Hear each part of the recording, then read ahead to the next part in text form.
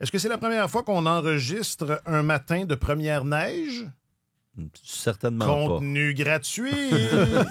Contenu gratuit, mais comme... Il est vraiment gratuit. Ça, c'est la qualité. pas. Tu cours après la gratuité La pas mal. qualité, c'est ça. Quand c'est gratuit, des fois, ça serait peut-être bien qu'on ait du contenu là, à 1$ ou 2$, ne serait-ce que pour élever le standard. N'en tient qu'à toi, mon cher. C'est N'en toi tient qui qu'à anime ce balado-là. Non, mais c'est quand je me suis posé cette question-là. Veux pas, on enregistre. Ben maintenant, on se présente à la plaque plus souvent, avec 2 épisodes par semaine.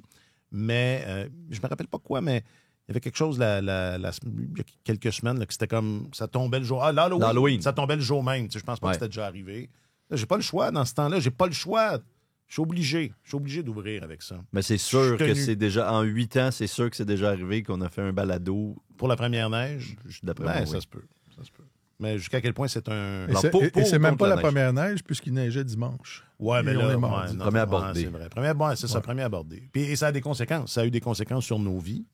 Oui. Ça a des conséquences sur nos vies. Ça a des conséquences sur la vie de plein de gens. Ça a toute ma journée, là. Tout fallu que le planning, que je mette ça... À la poubelle. Donc, c'est ça. C'est ça.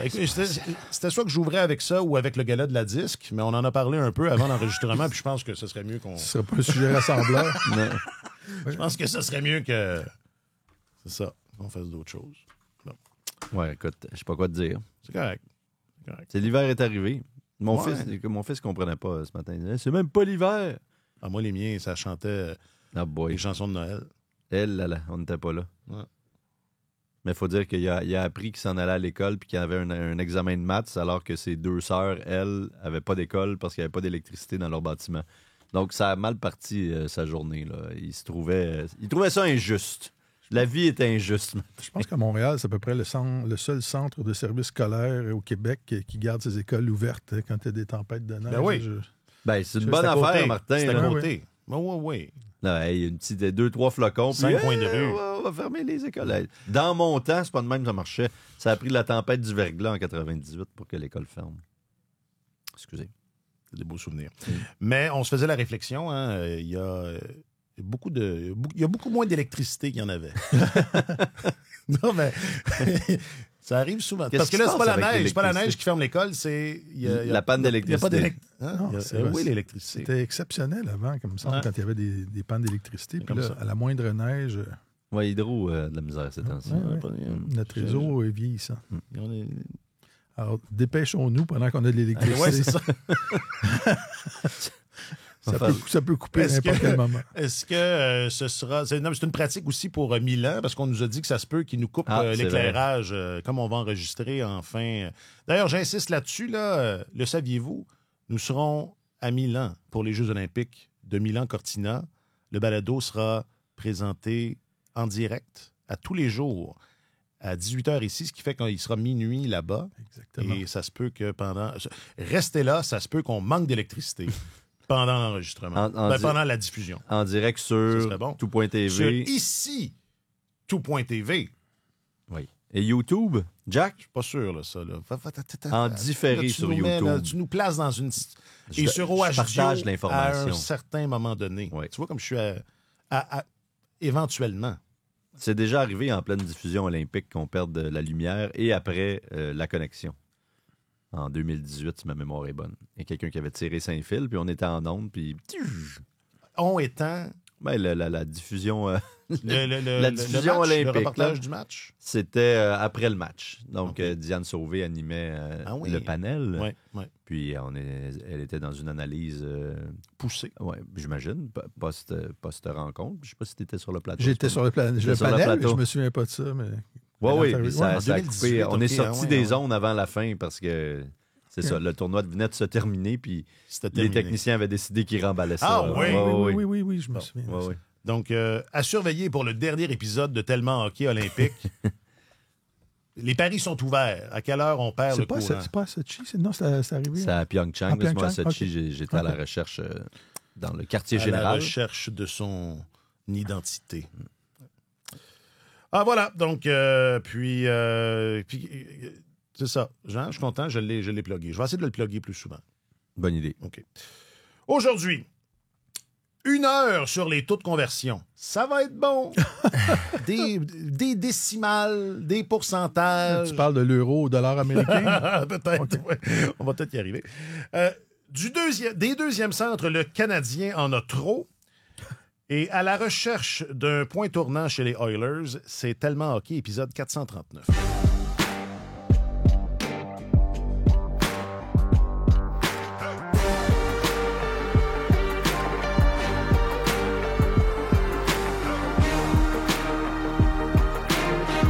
Votre journaliste affecté aux affaires du hockey, M. Alexandre Gascon. Bonjour, messieurs. Et il est votre chroniqueur principal au service des sports, M. Martin Leclerc. Messieurs, mes hommages. Je m'appelle Alexandre Coupal.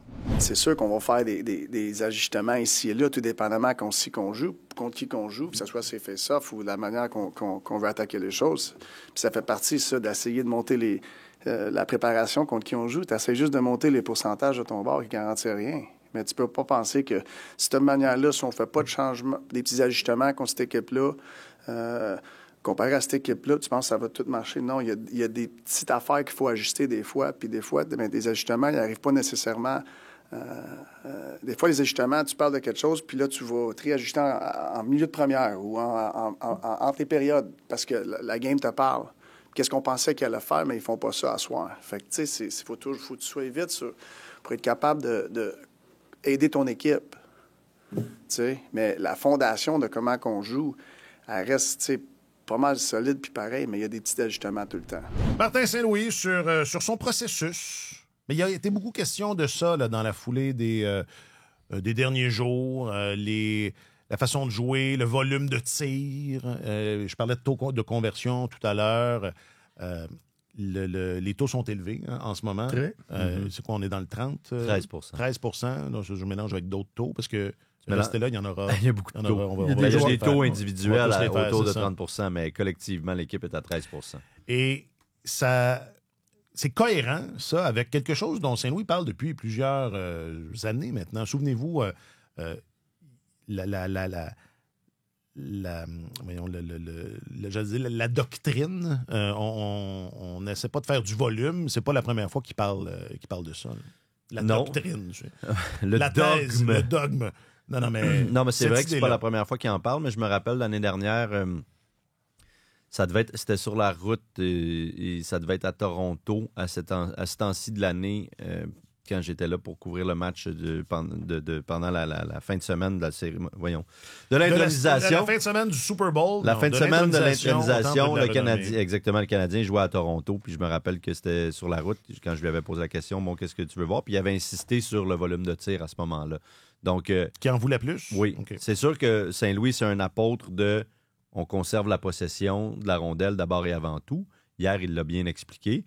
Il dit, il y a des équipes qui déploient plus, dont la stratégie est plus axée sur une lutte territoriale, si on peut dire. Donc, on rejette beaucoup la rondelle en fond de territoire adverse. On applique l'échec avant, puis on essaie de créer des choses comme ça, sans nécessairement avoir le contrôle de la rondelle, d'arriver en contrôle de la rondelle en zone adverse.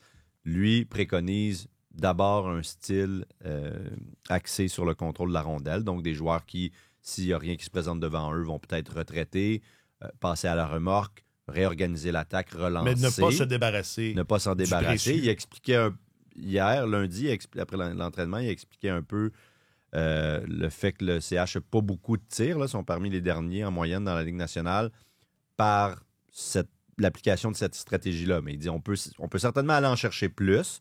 Je ne suis pas préoccupé en ce moment par le nombre de tirs assez faible, qui est autour de 23,7 par match, je pense. De mémoire. Je ne suis pas préoccupé, mais il y a moyen d'aller en chercher plus. Mais pas au détriment de la façon dont on veut jouer. Cette façon-là, comme je viens de l'expliquer, c'est d'abord et avant tout axé sur la possession de la rondelle. Alors, le Canadien, depuis que Saint-Louis est là, n'a jamais été une équipe là, qui tirait à tout vent, là, tout bord, tout côté, en périphérie. Ça n'a pas changé, tu as raison. Il est arrivé à quelques moments où il a dit « ce serait bien d'aller chercher un peu plus de volume ». Et je me rappelle que l'an passé, il avait mis l'accent là-dessus à peu près à ce temps-ci de la saison. Là, ça revient encore. Il constate, comme tout le monde, j'imagine, que Cole Caulfield marque un rythme effréné, qu'Alex Newhook a un pourcentage élevé aussi, Oliver Kapanen. Il y a C'est plusieurs... 30% les trois. Là. Il y a plusieurs attaquants là, qui marquent sur beaucoup de buts sur peu de lancers. Ça ne pourra pas durer éternellement. Mais de façon générale, la majorité du temps, le Canadien a plus de chances de marquer que ses adversaires, même s'ils tirent peu. C'est ce qui importe. Fait qu'il y a de la qualité dans... Exact. Alors, c'est pas juste... D'où sa façon de voir les choses. Genre, nous, on garde la rondelle, puis on attend d'avoir un bon tir, dans le fond, un tir de qualité. Ça se passe assez bien, sauf que vous regardez ça historiquement, vous regardez les équipes à quel niveau elles convertissent leurs tirs en but, puis le Canadien ne restera pas à 13% durant toute l'année, c'est sûr, mais en même temps, il n'y a pas grand-chose à faire en amont pour empêcher ça. Là ça fonctionne, et tant mieux. Et puis, on ne se mettra pas à voir le CH tirer en périphérie un peu partout avec ce qu'ils appellent souvent des hope plays, là, des jeux à... Je lance... Et je me croise les doigts. Je me ferme les yeux, je me croise les doigts. On se croise les doigts un peu en espérant que ça tourne en notre faveur. Donc, on ne se mettra pas à voir ça. Là.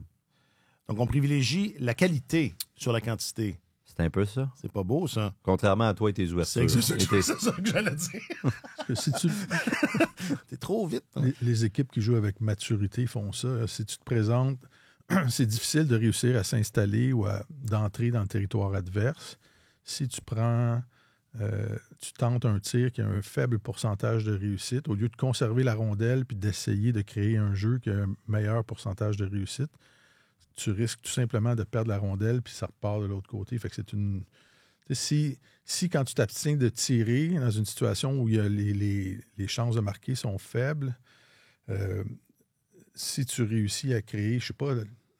Le tiers du temps que tu réussis à créer une vraie chance de marquer, mais ce sont beaucoup de chances de marquer de qualité qui sont perdues à la fin de l'année. Fait que c'est ça. Il faut essayer de créer des bonnes occasions. Les maîtres dans ça, les équipes de l'armée rouge à l'époque, là, c'est incroyable comment ils généraient peu de tirs dans des matchs, mais ils attendaient toujours la chance de marquer parfaite. Fait que c'était un peu leur signature. Alors, le nombre de tirs, c'est très intéressant parce que le Canadien tire vraiment moins au filet qu'il l'a fait dans des années où l'équipe était très peu performante. Absolument. Puis, je ne sais pas si vous avez lu Le Bon Godini dans son dernier opus, mais il faisait... Non, j'ai pas besoin, regarde, je suis là. Mais il faisait remarquer que le taux de conversion du Canadien l'an passé était le deuxième plus élevé dans toute la Ligue nationale. Donc, c'est pas comme juste de cette année non plus. Je pense que ça illustre ce que tu viens de dire. C'est que on garde la rondelle et on privilégie la qualité sur la quantité. Bon, ben voilà. Alexandre Gascon, je rappelle que tu es journaliste affecté aux affaires du hockey. Merci beaucoup d'avoir été là. Plaisir. Non, mais c'est un bon résumé. Avez-vous trouvé que le match de samedi, on en parlait comme d'une mesure étalon? Avez-vous trouvé que... Était-ce vraiment une mesure étalon? Ben, est-ce que c'est ça qu'on avait dit? Je ne me rappelle plus, mais on se dit le Canadien va se frotter une équipe un peu... Une équipe qui est un peu le miroir du Canadien, une jeune équipe en ascension qui mise sur la vitesse. Ça, oui. Ça. Moi, ce que j'ai vu, c'est que le Canadien semblait très à l'aise dans ce match-là où... jusqu'en troisième période, c'était un match serré. Je pense que la pauvre performance du gardien Vejmelka. Oui, Vejmelka, le gardien du Mammouth a été... il a changé la donne dans ce match-là. Ouais. Mais ça a été un match très intéressant. Mais ça, c'est le genre d'adversaire, c'est le genre de match dans lequel le Canadien est à l'aise. Ça patine beaucoup, il y a de la vitesse. Les deux équipes jouent bien défensivement, cela dit. Mais c'est ça. Excuse. Vas-y. Je laissais finir, non? Mais le meilleur signe dans ce match-là pour le Canadien, c'est la façon dont ils ont été en mesure de conclure la rencontre. Parce que ça a été un problème. C'est un problème depuis le début de l'année. Là. Ils ont échappé, je pense, c'est une dizaine d'avances, très souvent par 2 buts et plus. Et généralement, leur troisième période était une des plus faibles là, quand ils jouaient avec l'avance. On se repliait, on était sur les talons un peu, on accordait beaucoup de lancers, beaucoup de chances de marquer. Et puis là, ils ont disputé probablement leur meilleure période du match en troisième, quand ils avaient le contrôle. Ils n'ont pas pris de risques inutiles, mais ils n'ont pas relâché l'accélérateur non plus. Il y a eu avalanche de buts vers la fin du match, mais on sentait, là, même quand c'était 3-2, que le Mammouth aurait énormément de difficultés à revenir dans cette rencontre-là. Le CH contrôlait le jeu, faisait bien ça, et on insiste, le Canadien insiste là-dessus depuis plusieurs semaines maintenant, parce que ça a été vraiment pénible dans cette phase-là. Et là, ça s'est concrétisé. Donc, c'est vraiment un signe de progression, un bon point. Saint-Louis disait, mon équipe maintenant est capable de se corriger rapidement, de s'ajuster rapidement. Puis ça, c'est impressionnant pour une équipe qui a 26 ans d'âge en moyenne. D'habitude, c'est ce qui prend le plus de temps à inculquer, à acquérir. Mais là, c'est d'être en mesure de se corriger rapidement parce que ça fait 4 ans que le groupe est ensemble, parce qu'on connaît les principes qui sont appliqués. Ils ont intégré toutes les petites facettes du jeu de Martin Saint-Louis au fur et à mesure. Et l'entraîneur disait, maintenant, tout est plus clair. Là. Il y a vraiment moins de zones d'ombre. On sait où on s'en va, donc c'est plus facile de se corriger, de s'ajuster. Est-ce que c'est le début d'une tendance? On verra, mais au moins, ça, c'était un pas dans la bonne direction parce que ça avait vraiment causé des ennuis aux Canadiens depuis le début de l'annie. La difficulté à préserver les allants. C'est une équipe qui a juste arrêté de se tirer dans le pied, à mon sens, qui joue du hockey beaucoup plus lisse. Puis on l'a vu, là, le Mammouth en troisième période donne un but qui a scié les jambes complètement sur un mauvais changement. Le but qui a été... De Suzuki. Oui, de Newhook qui a donné la rondelle à Suzuki. On voit les surnombres à répétition et tout ça, on voit pas ça. Puis la tendance est lourde maintenant. Là. Ne regardons pas juste le début de la saison. Là. Le Canadien, depuis le début de l'année, sur 60 matchs, est 5e dans la Ligue nationale. Là. Fait que c'est exactement la même position que l'équipe occupe en ce moment. Depuis le début de l'année 2025, c'est ça. Dans les 60 derniers matchs, le Canadien est 5e dans la Ligue nationale. Fait que oui, c'est l'équipe la plus jeune, mais c'est une équipe qui a pris du galon. Ouais. On a tous vu la transformation l'année passée. Puis écoute, le bateau vogue allègrement. Et c'est bon, et c'est très bon. C'est l'équipe la plus jeune. C'est quand même très impressionnant. Oui. Puis, sachant d'où on vient, on sait où on va maintenant. Les voies à venir sont davantage ensoleillées. C'est vrai que ça a été rapide quand même comme retournement de situation pour le Canadien. Ça n'a pas été si long. Les affres de la reconstruction. Vous en avez parlé un peu dans le dernier balado. Toute chose étant relative. C'est pas parce qu'à Buffalo, ça dure encore que c'est obligé non plus de... Non, mais c'est le Mammouth... Anaheim, ça fait plus longtemps. Mais le Mammouth... D'ailleurs, le Mammouth, je ne suis pas habitué encore. Là. Depuis tantôt, vous y faites référence. Puis de quel Mammouth vous parlez? Le Mammouth dans la pièce? Il y a un Mammouth dans la pièce. Chaque cas est différent. J'imagine qu'il y aurait une étude à faire. Pourquoi ça a été plus vite? Parce qu'il y avait... j'étais assez d'accord avec Martin, parce qu'il y avait beaucoup de bons éléments en place. Il y a déjà une bonne la reconstruction-là. Et tout le monde dit, la première année de la reconstruction, c'est la première complète de Kent Hughes et Jeff Gorton. Je m'excuse, là, mais l'année où ils sont arrivés en poste, ils ont fini dernier au classement général. Ils ont repêché au tout premier rang et ils ont échangé tous les vétérans ou presque qu'il y avait dans cette équipe-là. Lekonen, Toffoli... non, il était 4, je pense. Charrot, ils en ont échangé 4 au total. Donc... Ça fait pas mal partie de la reconstruction. Là. Ça a permis à cette équipe-là de se lancer. Donc, ça nous fait quoi? 22, 23, 24, 25. Ça fait 4 années de reconstruction. Et Marc Bergevin avait, malgré lui, je dirais, jeté les bases. Il avait semé les graines. Oui, il avait jeté les bases d'une fondation qu'on voit encore aujourd'hui. Et c'est pour ça qu'il sera le DG... à la Coupe Spengler. OK. Non, mais c'est juste une parenthèse parce que... moi, j'aurais tendance à inclure... Chaque situation est différente, là, forcément. Là. Donc, on parle de l'Utah, anciennement l'Arizona. Déjà, c'est un cas particulier. Qu'on parle de Buffalo, qu'on parle d'Ottawa. Chaque endroit a ses particularités. Anaheim, tout ça. En général, c'est plus long. Je pense qu'on peut s'entendre pour dire que dans Edmonton, le cas du Canadien, limite, ça s'est fait rapidement. Edmonton, à la limite. Mais est-ce que... Tu sais, moi, quand mon esprit vagabonde sur le sujet, il y a quand même eu, et ça, Martin, c'est quelque chose dont on parle depuis qu'on se connaît, quelque chose dont tu me parlais qui est resté. Tu sais, il y a un leadership fort, il y a des valeurs claires, et c'est beaucoup incarné par Martin Saint-Louis. Tu sais, je pense qu'il n'y avait pas de... C'est quelque chose qui manquait souvent dans ces autres places-là, où il n'y avait peut-être pas cet ancrage-là. Que là, je parle de l'entraîneur, mais ça aurait pu être un DG, ça aurait pu être un joueur, mais il y a eu un ancrage fort, n'empêche. Et on a pris des décisions. À un moment donné, on disait Slavkovski, ça serait peut-être bon qu'il aille jouer dans la Ligue américaine. Non, on l'a mis sur le premier trio, ça a débloqué. C'est sûr qu'il y a eu des comme il n'y avait pas d'attente, Saint-Louis a pu faire des choses que ses prédécesseurs n'avaient pas le droit de faire. Dans une équipe compétitive, tu ne peux pas faire ça. Ton premier choix a de la difficulté. Puis tu dis, tu vas aller jouer sur le premier trio quand tu te bats pour les séries éliminatoires. Tu ne peux pas faire ça. Mais moi, les valeurs claires, je les placerais... Je placerais ça à un étage plus haut que Martin. Au niveau du coach? Je pense que c'est ça. La nouvelle direction est arrivée en disant... voici ce qu'on veut, qu'est-ce que ça prend pour jouer chez le Canadien de Montréal, le type de joueur qu'on recherche. Et je pense que ça facilite le travail des recruteurs quand tu fais ça. Quand tu arrives comme dirigeant d'équipe, tu dis, tu sais, pas avoir 25 valeurs différentes, là, mais 3 ou 4 sur lesquelles tu ne déroges pas. Et là, quand tu va voir des matchs et que tu essaies de dénicher des talents, tu es capable de voir, tu peux voir un gars super talentueux, puis tu dis non, lui, ça ne marchera pas chez nous. Ce qu'on entend au sujet de son attitude, ou c'est ça. Mettons un joueur russe là, que tout le monde voyait dans sa soupe. C'est ça. Qui a repêché plus plus loin. Là. Mettons 7e. Ça peut être au niveau de l'attitude, ou ça peut être au niveau des habitudes de travail, ou c'est ça. Puis tu regardes dans le vestiaire du Canadien, les joueurs leur martèlent.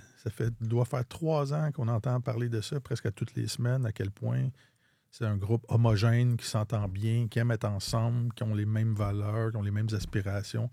Fait que c'est pas un hasard. Ça semble niaiseux quand tu dis mais établir des valeurs, comment ça peut changer? Oui, mais ça fait en sorte que tout le monde est aligné du haut de la pyramide jusqu'en bas.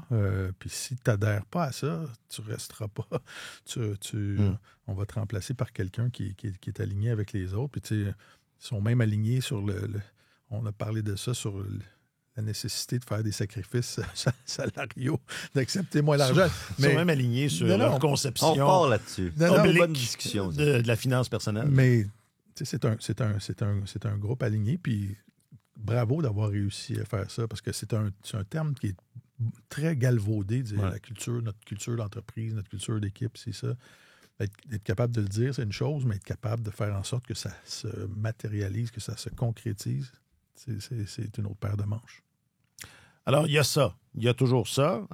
Je faisais ce détour-là par Saint-Louis parce que je parlais de décisions audacieuses ou de façons de faire avec lesquelles on était peut-être un peu moins habitués, mais c'est une observation dans tes notes, Martin, du match de samedi, mais c'est quelque chose qu'on avait commencé à gratter un peu aussi la semaine passée, c'est que tout le monde joue égal. Enfin, samedi c'est frappant, là, ou presque. Là, je pense que tout le monde joue entre 11 et 14 minutes là, de mémoire. Là. Chez les attaquants, sauf le premier trio, évidemment. Là. Mais reste que c'est ça. On a été très habitués à voir des entraîneurs y aller avec les chevaux les plus... les plus en jambes un soir donné, alors que Saint-Louis semble avoir plus une approche de dire non, on a des trios équilibrés, puis on les fait tourner, peu importe comment... Pas peu importe, mais c'est ça qu'on fait. Ouais, moi, écoute, ça m'a interpellé la déclaration de Martin Saint-Louis en fin de semaine.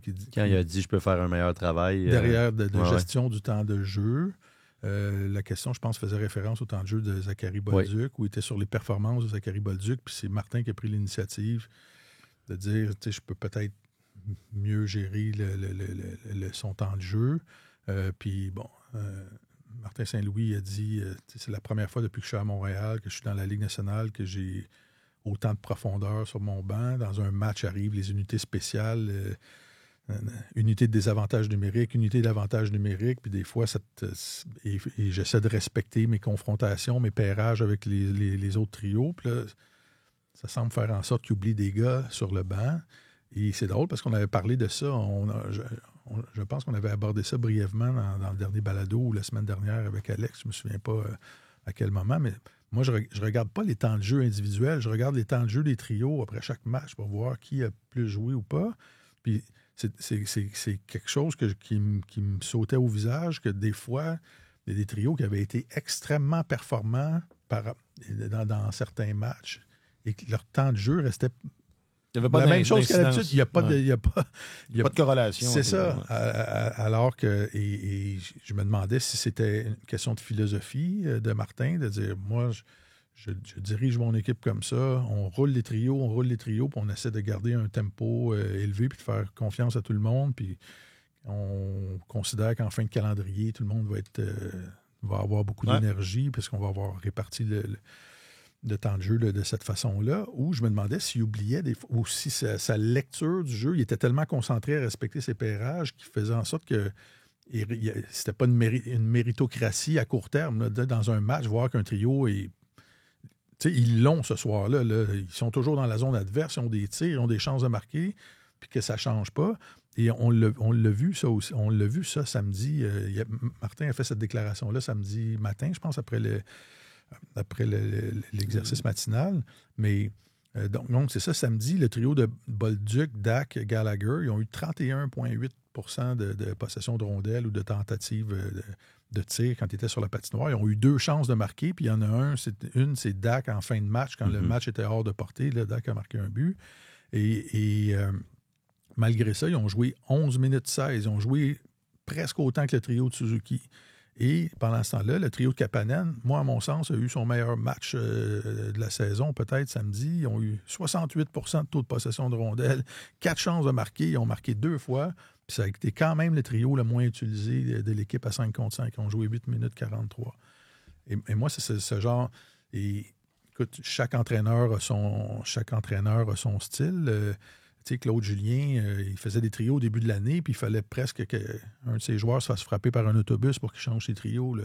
Puis Michel Therrien, après 4 minutes de jeu dans le match, il pouvait perdre patience puis changer tous ses trios ou décider de clouer un trio sur le banc parce qu'il y avait eu deux premières présences qui n'étaient pas satisfaisantes. Fait qu'il gardait son monde sur le qui-vive comme ça. Alors, on le regarde évoluer comme entraîneur, Martin. Là, il arrive, il s'adapte aux circonstances, puis il prend du métier tranquillement, mais il n'avait pas d'expérience de coaching professionnel quand il est arrivé. Fait que c'est ça. Je trouvais ça intéressant de voir un gars de la Ligue nationale dire, un gars qui dirige dans la Ligue nationale, qui dit je vais apprendre, je vais essayer d'apprendre. Ouais. J'essaie d'apprendre à tous les jours à mieux gérer mon banc, puis je vais essayer d'être meilleur d'ici la fin de la saison. Ouais.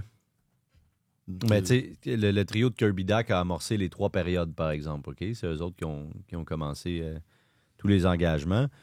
Puis, c'est pas tant parce qu'on voulait leur donner plus de glace. Il avait dit ça le matin même. Là. Ça, c'est pérage. Mais c'est ça, c'est en fonction de qui Utah avait décidé d'envoyer sur la glace. Donc, Utah. Je pense qu'il y a beaucoup là-dedans. Puis, l'année dernière, en fin de calendrier, là, le trio de Suzuki, Suzuki jouait des 20, 21, 22 minutes là, par match constamment. Donc, quand les choses se sont corsées, il a vraiment utilisé abondamment son trio dominant. Tu sais, je pense pas qu'il hésite à déséquilibrer le temps de glace si nécessaire, mais idéalement... S'il n'y a pas besoin. S'il n'y a pas besoin. Puis comme le Canadien, eux, se disent encore construits sur la profondeur, et donc, on en a parlé souvent, le maillon faible versus le maillon fort. Là. C'est ça, donc l'idée d'attaquer l'autre équipe par vague, de rouler les trios, puis d'avoir le déçu que mon 4e trio soit un peu meilleur que le tien, puis que mon 3e soit un peu meilleur que le tien, puis que mon père soit plus fort que le tien, mais ça fait en sorte que tranquillement... Mais fallait que je le place. Que tranquillement, on finit par épuiser l'adversaire, avoir le meilleur, avoir le déçu, etc. Donc, c'est sûr que c'est ça le principe de base. Idéalement, Martin Saint-Louis veut rouler ses trios. Mais c'est ça. C'est un trio qui se fait torcher, ton plan de match. Oui, c'est pas grave. Si t'as pas besoin, tu... Mais c'est parce que t'as employé le mot méritocratie. On en a parlé beaucoup sur la saison dernière. Là. Vraisemblablement, je dis ça là, à l'œil, là, c'est pas une priorité pour Saint-Louis. Ça dépend. Non, mais je veux dire, si on prend cet exemple-là, mettons, tu dis, bon, ce soir, montrer le trio de Kapanen, là, c'est la possession, ils l'ont, les chances de marquer, ils les ont. Écoute, Je veux dire, visiblement, la stratégie, c'est pas de dire, bon, ben, à soir, eux, je les fais jouer plus. La philosophie semble être de dire, bon, ben, à soir, je pense pas que c'est une question de philosophie. Moi, je pense qu'il y a tellement de choses à gérer derrière le banc qui n'est pas arrivé encore à ce niveau de perception-là. Ah ouais? Ouais, c'est ce qu'il semblait dire, en fait. Oui, il est concentré sur ça, les faire jouer plus. Il se concentre sur les pairages et il y a la notion de est-ce que ça fonctionne ou pas. Alexandre vient de dire, ils ont commencé le trio de Dak, Bolduc, Dak, Gallagher a commencé 3 fois une période parce qu'ils voulaient respecter les pairages, mais ils se faisaient dominer dans ces ouvertures. Dans ces pairages-là. Ouais. Fait que c'est ça, moi je pense, et c'est complexe gérer le banc, il y a tellement de choses à penser. Ça va vite. Ton centre, puis quel côté, puis une pénalité change la gestion de ton banc, puis tu peux revenir avec ton premier trio, mais là tu sais que tu as des gars qui se fait un bout de temps, qui sont assis au bout du banc, faut que tu veux les garder engagés, tu veux que ça fonctionne.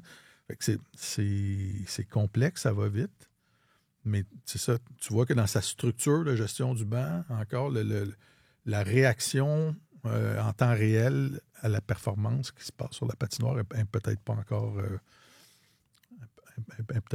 assez rapide. Mais c'est sûr qu'il y a un lien, il y a une corrélation, là, il y a un lien de cause à effet entre ce qu'il a dit le matin et l'utilisation de son monde le soir. Là. Même si il a un peu nié ça, Saint-Louis hier, mais quand vous dites le matin même, j'ai de la misère avec cet aspect-là du jeu, je peux faire une meilleure job, je peux en donner plus à des gars comme Bolduc, qui quand même jouent bien en général. Ben, vous arrivez le soir dans un match, vous êtes à la maison, vous contrôlez les confrontations, le dernier changement, etc. C'est certain que ça a dû teinter sa façon de gérer son banc ce soir-là, là, on s'entend. Il voulait équilibrer son temps, puis très rapide. Puis en troisième, ça a été possible de le faire parce que le Canadien menait, Caulfield a donné une avance de 2 buts, il était plus à l'aise, tu peux continuer de rouler tes trios, etc. Donc, moi, j'y vois là une corrélation. Est-ce que ce sera tout le temps comme ça? Je pense pas. Quand le CH tire de l'arrière, il y a des gars qui sautent leur tour. Le trio de Suzuki est utilisé abondamment. C'est un joueur qui joue énormément, Suzuki, comme joueur de centre. Et puis, mais il est encore en apprentissage. Il l'a admis très candidement. Là. C'était une belle candeur. Là, non, oui, tout à fait. Non, mais là, moi, où je voulais aller, c'est...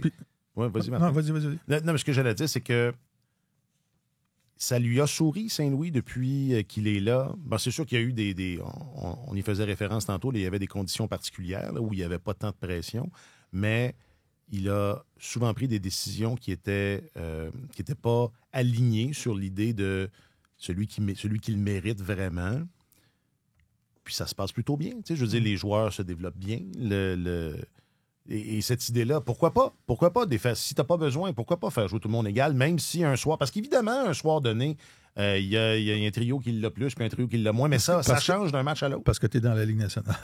c'est juste ça la raison. Là. Il y a une notion de résultat à la fin. Là. Et ça arrive sur 82 matchs. Il n'y a aucun joueur qui peut être connaître une performance optimale pendant 82 soirs de suite. Fait qu'il faut que tu joues là-dessus. Quand il y a un trio qui est en feu... Ouais.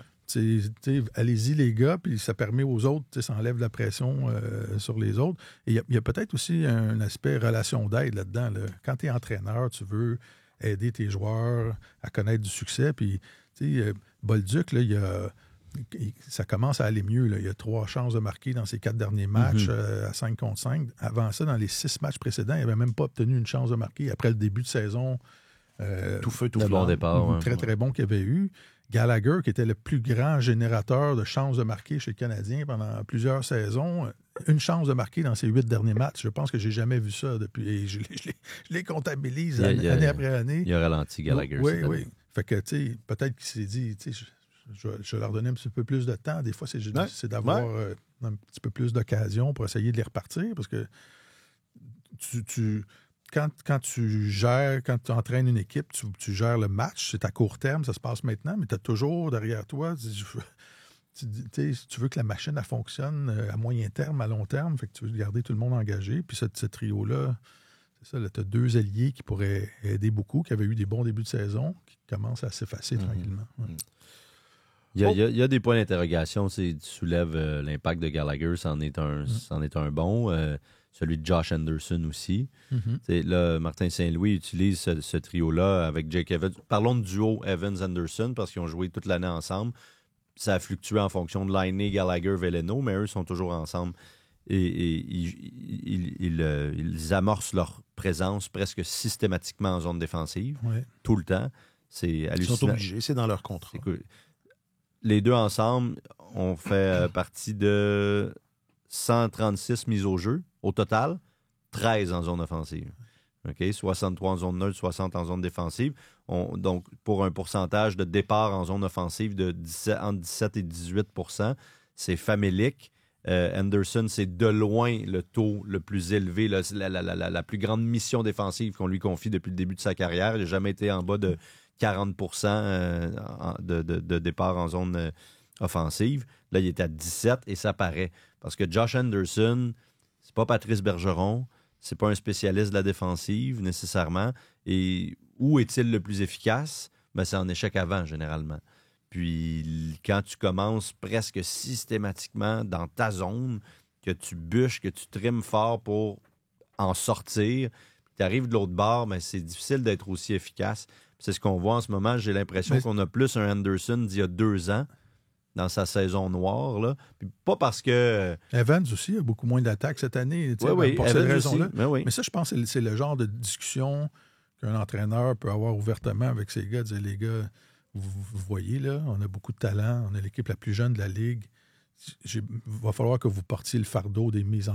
Je vais vous donner à la tonne des mises au jeu défensives. Vous allez probablement moins produire. Vous marquerez peut-être jamais de but. Nous autres, on s'en sac que vous produisiez moins parce qu'on a besoin de ça pour stabiliser l'équipe, pour que tout le monde prenne du métier. Puis à un moment donné, on va pouvoir en donner à d'autres. Mais puis les gars ont des contrats puis ils veulent que l'équipe aille bien puis ils le font. Là. C'est quand même les gars qui prennent le plus de mises au jeu en zone défensive de toute la Ligue nationale. Oui, ça c'est monte. Beaucoup. Quand on dit que le Canadien a une profondeur, c'est ça, il y a... S'il n'y en a pas d'autres, s'il n'y a pas un autre trio qui est capable de faire ça, c'est parce qu'il n'y a pas de la profondeur à tous les niveaux. C'est ça, c'est ça. Mais ma réflexion, c'est plus, est-ce que Josh Anderson est utilisé dans de bonnes conditions en ce moment? Est-ce qu'il pourrait pas être plus efficace pour le Canadien? Est-ce que c'est pas évident de lui trouver un autre rôle? Vous pensez au trio, comment ils sont concoctés en ce moment et tout, là, où est-ce que vous le placeriez si c'est pas là? Je sais pas, j'ai pas la réponse. Là, je lance la question, mais... il est assez pâle, là, c'est assez éthéré son impact en ce moment, puis c'est beaucoup en raison de ça, parce que c'est pas un spécialiste des missions défensives non plus. Puis à ce titre-là, peut-être qu'il en manque un avec le Canadien. Peut-être qu'il manque un gars qui pourrait remplacer Veleno, par exemple. Essayer de composer un trio vraiment défensif. Je sais pas, mais c'est intéressant. Puis Gallagher aussi, Gallagher, traverser la patinoire au complet, c'est difficile pour lui, donc c'est peut-être pour ça que ça marchait plus tant quand il était avec Jake Evans, parce qu'on vient de l'expliquer, ils sont tout le temps à côté de leur filet. Donc là... Ça se rend à l'autre bout. Ben, c'est vrai, lui, il consomme son énergie à une très grande vitesse. C'est le gars dont les présences sont les moins longues dans la Ligue nationale, dans l'équipe. Il se connaît bien, donc il sait ce dont il a besoin, alors il ne va pas étirer le plaisir, là. Il fait ça court. Mais Gallagher, si tu veux qu'il t'aide, tu veux qu'il travaille en zone adverse, qu'il soit prêt pas loin du filet pour ramasser les rondelles qui vont traîner là. C'est pour ça qu'il n'est plus sur le trio de Jake Evans, parce que on le perdait complètement. Là. Il n'était plus d'aucune utilité. Est-ce qu'il va être capable de la retrouver au sein de Bolduc et avec le trio de Bolduc et Dak? C'est à souhaiter. Ça avait bien commencé l'année. Depuis qu'ils sont réunis, on voit des éclairs, on voit des séquences intéressantes, mais ça ne s'est pas installé dans la durée. Question du public, réseaux sociaux. Question du public, réseaux sociaux. Question du public, réseaux sociaux. Question du public, réseaux sociaux. Question du public sur les réseaux sociaux. Là où ça fait mal, réseau social. Question du public sur les réseaux sociaux. Réseau, public, question. Question du public, question du public. Question du public, question du public. Question du réseau. Ça va tellement bien. Ça va tellement bien. On vous demandait sur les réseaux sociaux de Radio-Canada Sport et sur le TikTok de Tellement Hockey. Est-ce que la solution au poste de deuxième centre pourrait venir de l'interne? Finalement, après toutes ces conversations sur Borvat et Crosby, je suis très déçu que Horvat n'ait pas été échangé au Canadien pour ça. Ben, c'est pas nécessairement une histoire qui est terminée. Non, mais là, quand je regarde les stats, puis il est rendu à 12 buts, je pense, Borvat. C'est way to go, Borvat. Donc, sur le book, Martin, Dak est le deuxième centre, mais il n'a pas beaucoup joué depuis 2 ans. Laissons le temps à Dak, point final. OK? On se fâche pas. Alexandre, sur le book, non. Comme nos gardiens, pour gagner la coupe, ça manque beaucoup de mouvement. Ouais, ben, en tout cas, on comprend que c'est pas assez bon. Nos gardiens manquent de mouvement. Peut-être qu'il y a une coquille là-dedans. Ouais, okay. Steph, sur le book, en attend Age dans 2 ans. Il y a beaucoup de ça. Mathieu, parce qu'on veut être des prétendants à chaque année, la réponse est non. Sur le Gram, Marc-André, non, c'est encourageant, mais ne nous laissons pas berner. Il faudra quelqu'un de solide pour l'après-Noël. Ben, si vous prenez le temps de comparer les stats offensives, Kapanen, après 15 matchs, est dans le comme deuxième centre, est dans le top tiers de la Ligue. J'ai coupé un peu, mais c'est ça le commentaire. Et sur le TOC, Max, à moyen terme, je pense que c'est possible, oui, en attendant Michael Age, qui ne sera pas prêt dès son arrivée. Et finalement, une petite dernière sur le Tube, Pete, qui dit « Oui, on ramène Vincent Lecavalier. » Il est là. Il est déjà là.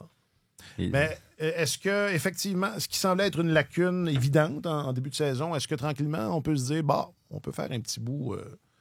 Parce que Dak, c'est le sujet de la semaine. Je vous le dis, là. C'est le sujet de la semaine. C'est moi qui ai écrit là-dessus. Le Docker. D'ailleurs, on a Zachary Bolduc. Ben écoute, ça fait pas longtemps, moi, que je connais Docker. Je veux dire, ici, ça fait peut-être 3 mois, donc j'ai pas connu Docker avant, mais dernièrement, c'est un gars qui joue avec un homme de confiance, qui est bon en protection de rondelle, qui gagne ses bâtons 1 contre 1, puis ça simplifie la job à moi et à Garley. Donc, non, on est super content pour lui, puis comme je l'ai dit, je pense qu'on joue bien en tant que trio, mais je pense qu'on peut en amener encore plus. Bolduc, très précis sur les surnoms. Oui. Le Docker, Galley. Mais Dak, a connu, c'est sûr qu'il y a les buts là, samedi, mais au-delà de ça, puis ça fait quelques semaines là, qu'on en parle. Là, c'est l'arbre d'Emidoff et Hudson et l'explosivité offensive cachent un peu la forêt. Non, c'est pas bon. C'est une très mauvaise analogie. Mais ce que je veux dire, c'est que pendant ce temps, pendant que les jeunes animent le spectacle, Kirby se remet en selle tranquillement. Coulisses. Voilà. Oui, je suis d'accord. Là, c'est quand même une meilleure version de Kirby Dach actuellement que ce qu'on a vu depuis un bout de temps. C'est une bonne nouvelle pour le Canadien. Est-ce qu'il est capable de prendre ce rôle-là? Je ne sais pas, honnêtement, ça reste à prouver, mais lui, il le veut, tu sais. Puis on lui en parlait après le match samedi, puis tout ce qui s'est dit à son sujet, puis toutes les velléités des partisans, puis des observateurs, puis des journalistes. Le fantasme Borvat. Le fantasme... Oui, plus Crosby, mais aussi le fantasme Borvat. Kadri, je veux dire... Exact. Dès qu'il y en a un... Il n'arrête pas, c'est ça, ça arrête pas. Dès qu'il y a un joueur de centre disponible, on entend... Stamkos, il y a des gens, même Stamkos, c'est un peu... Qui joue plus tant au centre, d'ailleurs. C'est ça. Mais... Qui joue plus tant. Ouais. Tu sais, il les a entendus, ces conversations-là, puis il l'a mal pris, puis tant mieux, parce que c'est ce que tu veux. C'est ça la bonne réaction. C'est la bonne réaction, c'est ce que tu veux d'un athlète professionnel. Au début de l'année, en septembre, au camp d'entraînement, il avait dit « Ah non, pas regarder ça, je m'en fais pas avec ça », mais samedi, dans le vestiaire, il me racontait, il dit « Je veux être le deuxième centre derrière Nick Suzuki », tu sais. Puis je me suis regardé dans le miroir cet été en revenant chez nous, puis j'ai dit « Là, c'est pas vrai, je vais faire tout ce qui est à mon pouvoir pour essayer de devenir ce gars-là, tu sais. » Donc, c'est la bonne réaction à avoir. Il semble avoir eu un très bel été d'entraînement. Il est arrivé beaucoup plus près cette fois-ci qu'il ne l'était l'année dernière. Tant mieux. Il y a encore des croûtes à manger. Est-ce qu'il peut vraiment... Parce qu'on le protège encore un peu là, dans les assignations puis les confrontations. Alors, est-ce qu'il peut vraiment être ce gars-là qui anime le deuxième trio, qui prend les responsabilités défensives qui viennent avec aussi? Je sais pas, mais... Il semble, il est sur la bonne voie, tu sais, puis c'est encourageant. Ça se peut. Ça se peut. Disons ça. Deuxième trio, moi j'en doute là. OK. Ça mais se peut pas. Non, c'est pas que ça se peut pas.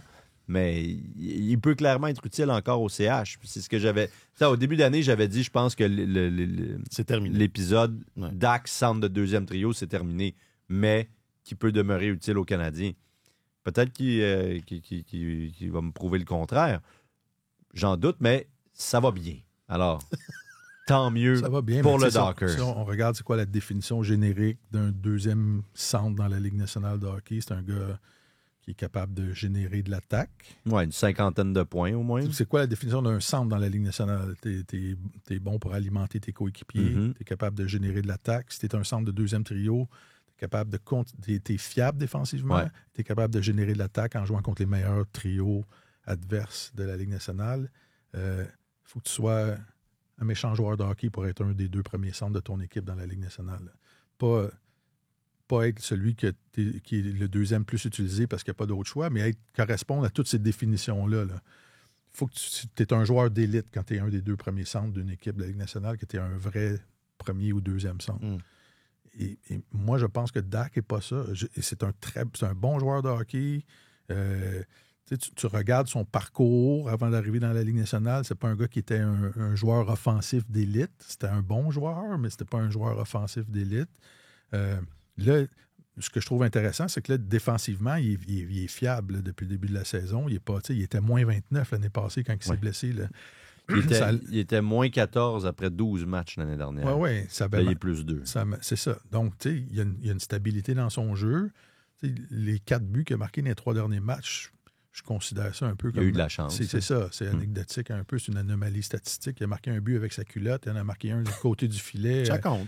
Dans un angle but, c'est un but. Et tu sais, il y a des passes comme ça. Samedi, c'était un beau, par exemple. Oui, c'était un très beau but. En fin de match, c'est sûr. Mais c'était un beau but. Il a fait 2 beaux jeux défensifs pour s'échapper. Exactement. Tu sais, j'enlève pas son mérite. Je trouve que c'est un bon joueur de hockey, mais est-ce que, si on se parle entre nous objectivement, ce qu'on fait, il y a 2 mentions d'aide depuis le début de la saison, là, après 15 matchs. C'est pas un gros générateur. C'est pas un gros fabricant de jeu, tout ça. Mais est-ce que ça peut éventuellement, là, dans un alignement, là, tous azimuts, là, un aspirant, une équipe qui aspire à la Coupe Stanley année après année, est-ce que ça peut être un deuxième centre de cette équipe-là? Je pense pas. Mais est-ce que ça peut être un bon 3e centre fiable dans la Ligue nationale? Je pense que oui. Mais là, il y a des responsabilités. Le Canadien n'a pas une équipe parfaite. Il n'y en a pas beaucoup d'équipes parfaites dans la Ligue nationale. Puis, en tout cas, moi, ce que je trouve intéressant, c'est que là, il y a une stabilité dans son jeu. Son trio ne se fait pas... et pas en désavantage offensivement par rapport aux confrontations qu'on lui donne. Là. Son équipe a marqué, son trio a marqué plus de buts que les trios adverses depuis le début de la saison. C'est positif, puis on continue comme ça. Puis c'est encore un gars qui revient d'une très longue absence. C'est un gros bonhomme. Des fois, les gros bonhommes, ça prend un peu plus de temps à se mettre en marche. Et là, ça va bien. Fait, regardons ça aller. Puis on verra jusqu'à quel point la boule de neige grossira. Voilà. Il n'a pas dit son dernier mot. C'est ça. Et il est toujours jeune. Est-ce qu'il l'a dit, ça? Je suis toujours jeune. Il n'a pas dit qu'il était toujours jeune. Il l'est-il toujours? Oui. Il a 24 ans. Ben, 24 ans. Ça en va sur ses 25. Est-ce qu'il est plus jeune comme Martin Kotkaniemi ou... il n'arrive pas à bout de le rattraper. Ben non, il n'y aura jamais personne de plus jeune que Kotkaniemi. C'est lui le plus jeune. C'est encore le plus jeune joueur de la Ligue nationale. Je ne vois pas pourquoi ce serait différent. Je vois pas qu'est-ce qui aurait pu arriver pour que ça change. En tout cas, c'est surtout le pire, le gars qui performe le moins en avantage numérique. Je vous avais exposé ça la semaine dernière. Je ne sais pas si vous vous rappelez. Là. Je t'écoute pas tout le temps. Tu m'écoutes pas, hein? Ou tu retiens. Moi, je dirais que tu retiens. Je pense à d'autres choses. Je pense pas à ce que je vais te dire. Là. Je pense vraiment à d'autres choses. Genre, qu'est-ce que je vais manger pour dîner? Non. Tu te rappelles pas beaucoup. Je me rappelle pas. Je ne miserais pas sur ta mémoire. Trop. Non, mais c'est anecdotique. Mais on parlait du rendement de Juraj Slafkovský.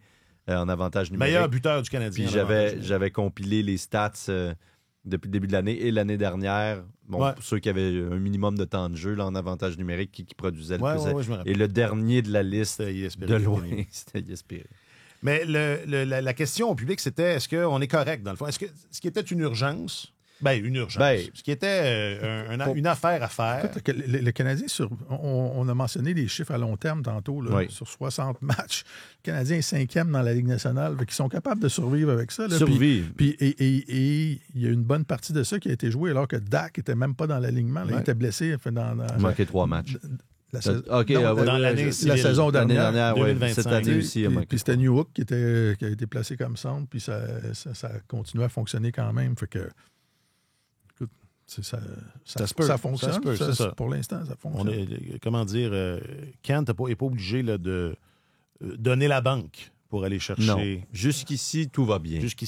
Mais je pense qu'à terme, dans un horizon à moyen terme, ça prendrait un joueur de centre. Ce serait une amélioration. Clairement. Il y a matière. Si tu veux aspirer à la Coupe Stanley... C'est ce qu'on veut. Bon, c'est ce qu'on recherche. On est rendu là. Je pense que ça prend un autre joueur de centre. Bon. Un bon. Compétent un peu plus que Kirby Dach. Parce que là, tu sais, la ligne de centre là, derrière Suzuki, pour l'instant, c'est Kapanen, Dach, Evans. C'est des joueurs utiles. Pas d'incertitude. Ce sont des joueurs utiles. Evans dans un rôle précis, très bien. Dach, on espère, mais on ne sait jamais exactement à quoi s'attendre d'un match à l'autre. Puis Kapanen, c'est un joueur intelligent, responsable. Il n'y a pas de doute, son trio va relativement bien. À l'étranger, c'est beaucoup plus difficile quand ils sont opposés à des joueurs... quand c'est pas Saint-Louis qui a le dernier mot. Exactement, quand c'est pas Saint-Louis qui a le dernier mot. Donc, tu sais, ça reste que c'est des gars, il faut que tu y penses, là. Tu peux pas juste les envoyer sur la glace en n'importe quelle circonstance en te disant « Ah, c'est correct, on a confiance. » Donc ça, c'est un peu une tare. Il faut que tu penses tout le temps à la confrontation de ces trois gars-là. Tandis que si tu allais chercher un Borvat, par exemple, c'est pas parti pour ça, mais disons, ben lui, tu peux le placer dans n'importe quelle condition. Tu peux l'envoyer dans n'importe quelle condition. Ce serait un luxe, là, évidemment, mais ça ferait du Canadien une équipe vraiment puissante, je pense. Ouais. Bon, on fait référence à l'année civile depuis tantôt. 2025. Ne manquez pas notre rétrospective de l'année 2025, apparaître fin décembre, hein, Jack? On enregistre ça bientôt, d'ailleurs. Comme à chaque année. Bientôt, on est 11 novembre. Oh, non, mais j'imagine, bientôt. Ça va aller vite? Oui. Ça va aller vite. L'Halloween. T'es bien pressé de faire le bilan. J'ai des projets, là, je ne serai pas là. Non. Et puisque je suis dans les annonces, ne manquez pas demain la grande première de Changement de ligne, notre nouveau balado de hockey féminin, piloté par Roselyne Filion, accompagnée de Stéphanie Poirier, notre analyste sur les reportages de match. D'ailleurs, il y en aura de ça aussi, je pense pas que je puisse le dire, là, mais je le dis, il y en aura. Je ne vous dis pas quand, mais il y en aura. Fin décembre et janvier, essentiellement. Exactement, les samedis. Ouais. Bon, ça y est. Et voilà, c'est dit. Il assure ici Télé et ici Tout.tv. Évidemment, les autres matchs ailleurs. Christine Roger, notre journaliste affectée aux affaires du hockey féminin, sera là également. Stéphanie, je l'ai dit. Et Ophélia Poisson-Vecchio qui complète l'équipe. Donc, pareil comme nous autres, là, mané en fin de journée sur OHDO et YouTube. C'est ça, Jack? Ah oui, ici Tout.tv. Ben oui.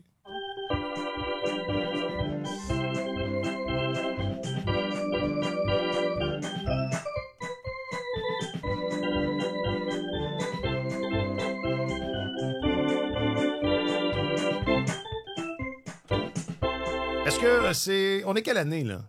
Parce que c'était pas pareil l'an passé à Edmonton. C'est pareil. Ça fait 3 ans là, que le départ est difficile. Ils sont exactement là où ils veulent. Il y a quand même des signes... C'est toujours la même histoire. Inquiétant. Plate. Non? Ben, à date, c'est la pire équipe à 5 contre 5 de la Ligue nationale. Les Oilers d'Edmonton? Oui, ce qui est quand même pas ce que tu recherches. Là, puis c'est pas ça à quoi tu t'attends de la part de cette équipe-là. Hier, ils sont repartis avec la victoire. In extremis, perdaient 4-2 contre les Blue Jackets. McDavid a marqué, puis il y a eu un but très chanceux dans les dernières secondes du match et finalement, ils l'ont emporté en prolongation. Ce qui fait que leur fiche est un petit peu moins pire que ce qu'elle aurait été normalement, mais quand même, là, on a 7 victoires, 6 défaites et 4 autres en prolongation. Donc, 7 victoires en 17 matchs. Et à Edmonton, je lisais les chroniqueurs là-bas et tout, on commence à sourciller, c'est le moins qu'on puisse dire. L'éternel problème n'est pas réglé. Stuart Skinner, Calvin Pickard devant le filet, c'est vraiment, vraiment pas facile. Et si tu es McDavid qui vient de s'entendre ou toute la gang là-bas, c'est sûr que tu commences à te poser des questions. On parle de moins 13 à 5 contre 5, là, 42 buts accordés, 29 marqués. En termes de ratio, moins 13, c'est le pire. Il y a Nashville qui est au même niveau, là, moins 13 également. Ce sont les 2 pires équipes à 5 contre 5 de la Ligue. C'est pas supposé.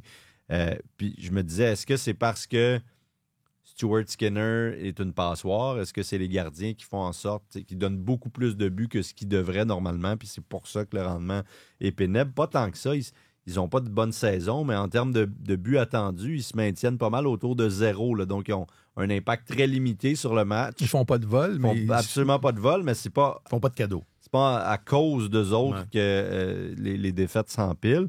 Alors... et puis, pour les chances de marquer, on en accorde énormément. L'attaque n'est pas puissante. 25e pour les buts marqués. Vous avez McDavid, Draisaitl dans la formation. Je comprends qu'Hyman est blessé, mais qui devrait revenir bientôt. Mais malgré tout, je pense qu'il commence à y avoir quelques voyants rouges allumés pour les Oilers d'Edmonton. Ils arrivent de 2 parcours éliminatoires. C'est toujours les mêmes problèmes. On garde le même monde en place, le même personnel, pas capable de faire des changements pour cibler les imperfections puis essayer de les améliorer. Stan Bowman, le directeur général à date, n'y est pas parvenu. Et on commence à grogner un peu en coulisses à Edmonton. Mark Spector a écrit là-dessus en disant l'expérience Stuart Skinner doit arriver à son terme. Il peut rester, mais pas comme numéro 1. En gros, c'est pas mal ce qu'il disait. Il peut rester, mais... Sur le banc. Dans le coin. Dans le coin. Exactement. Et moi, ça me fascine que pendant toutes ces années-là, cette équipe-là n'ait pas été capable de mettre la main sur un gardien de but, honnêtement. Mais il y a des équipes pour qui c'est... Tu sais, les Devils, quand ils en cherchaient un, ils l'ont ciblé puis ils en ont trouvé 2. Ouais, mais... Ils ont trouvé Jacob Markstrom puis ils ont trouvé Jake Allen. Puis les Red Wings de Détroit, ils ont trouvé John Gibson. Bon, il n'est pas bon, mais... ils l'ont trouvé. Ils l'ont trouvé. Ils en voulaient un, ils sont allés le chercher. Généralement, une équipe, ça fait... Bon, vous me direz, Philadelphie, ça fait 50 ans qu'ils en cherchent. C'est à eux, je pensais. Ouais, mais il y a des équipes comme ça... Sur les chances de marquer, ils sont combien, tu disais? Ils étaient dans le milieu du peloton, mais pour les buts marqués, ils sont 25e. Là. Pour les chances de marquer obtenues, mais accordées, tu sais, ça, c'était les chances de marquer accordées dans le milieu du peloton. Okay. Ouais. Parce qu'il y a ça aussi, là, devant le gardien. Ben, c'est ça. C'est parce qu'il y a des équipes qui, on dirait... année après année, puis ça se prolonge des fois pendant 10 ans, 15 ans, où on pense toujours que le problème, c'est le gardien. C'est le gardien. Il est pas capable on a une bonne équipe, notre gardien n'est pas capable d'arrêter les rondelles, mais il faut que tu l'aides, ton gardien aussi. À Buffalo, ça a souvent été le cas. À Toronto, des récriminations tout le temps. C'est toujours le gardien, On va amener un nouveau gardien.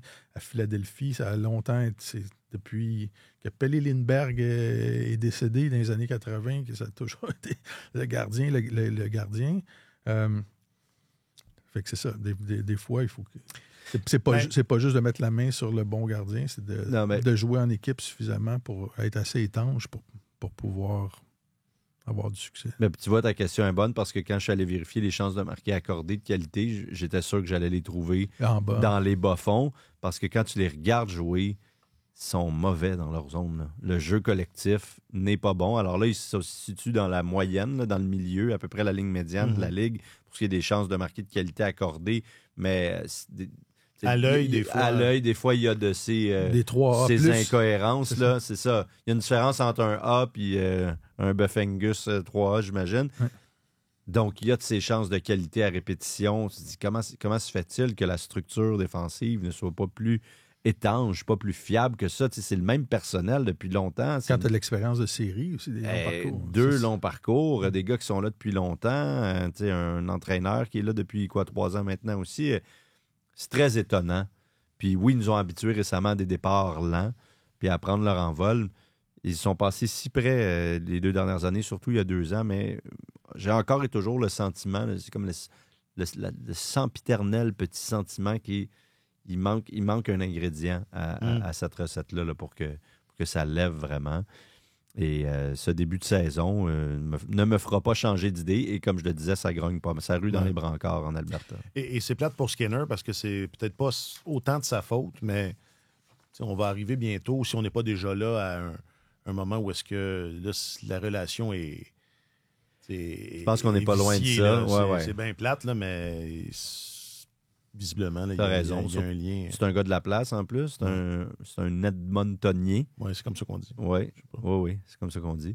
Et donc, il a grandi là. C'est l'équipe de son enfance. Ils l'ont repêché, ils l'ont développé, ce qui est rare chez les Oilers, là, à part pour les les exceptionnels, les exceptions exceptionnelles comme Draisaitl et McDavid, mais sinon, on n'a pas tant de joueurs qu'on a développés nous-mêmes. On a eu de la difficulté avec le repêchage au fil des ans.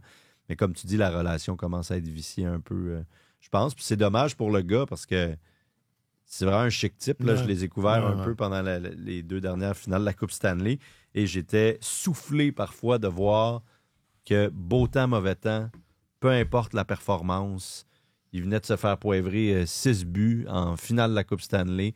Mais Skinner, il se présentait devant les micros et il répondait aux questions tout le temps. Le matin d'un match en finale de la Coupe Stanley qu'il allait disputer plus tard ce soir, il était là. Donc, moi, j'ai beaucoup de respect pour ce gars-là. En plus, il est capable de... Il s'analyse très, très bien. Il se met pas la tête dans le sable. Il est assez vulnérable dans la mesure où il va présenter ses failles, ses lacunes, en parler, les disséquer en public. Il n'y a pas de problème avec ça. Donc, honnêtement, ça a été une découverte pour moi dans les 2 dernières années, là, en couvrant la finale. C'est un chic type. C'est un athlète fort intéressant. Je lui souhaite que ça se replace, mais comme tu dis, on est proche du point de rupture, je pense, dans la relation entre l'équipe, les fans et lui. Ça ferait peut-être du bien à tout le monde. Puis est-ce que j'ai vu Connor McDavid péter les plombs ou j'ai été victime d'un montage truqué par... Hier, ça? Non, il y a cette semaine. Là, il me semble que j'ai vu ça quelque part là, sur un réseau social. Non, enfin, à l'entraînement, où il y avait l'air... je sais pas. C'est ça, c'est pour ça que je pose la question. Peut-être que je l'ai échappé. Je n'ai pas relevé ça. Non, mais c'est peut-être moi aussi qui ne fais pas la différence entre le vrai et le faux. Ça, mon vieux, c'est un problème de notre ère.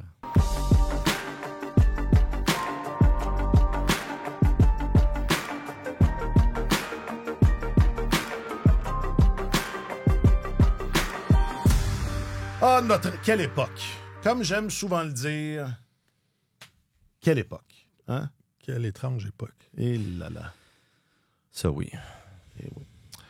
Martin Leclerc, tu es notre chroniqueur sportif. Oui, tu es notre chroniqueur sportif. Chroniqueur senior au service des sports, c'est ça. Merci.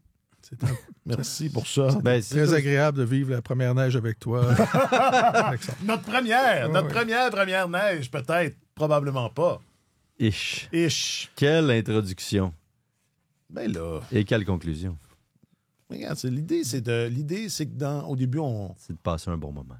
Non, puis entre nous, là, on échange sur les enjeux, nos enjeux.